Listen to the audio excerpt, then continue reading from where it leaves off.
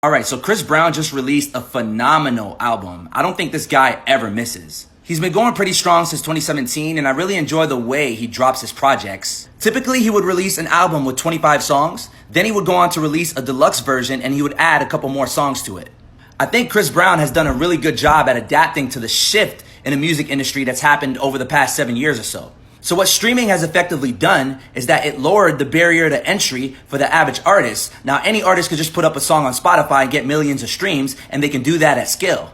So what has been happening is an artist with little to no talent would put up 100 songs up on Spotify, and as a result, the overall quality in the music industry as a whole diminished. Historically, what a talented artist like Chris Brown would do is choose 1 or 2 producers that they would work with for the entirety of their careers. But Chris Brown, on the other hand, tends to outsource the production task to a variety of random producers, which is genius because essentially what he's doing is he's tapping into the abundance of talent that happens to exist in the world that wouldn't necessarily see the light of day if Chris Brown didn't acknowledge it.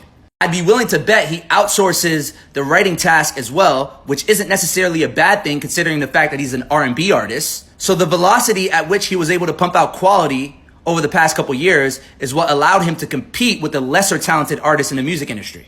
Because a lot of these artists just get in the studio and none of what they do is necessarily intentional. It's kind of like a fast food restaurant or a microwave meal, if you will.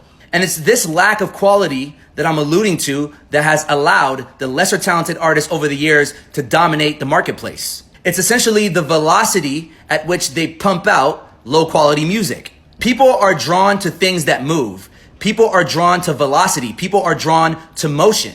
And Chris Brown definitely understands this notion, which is why I'm going to give his new album a 10 out of 10.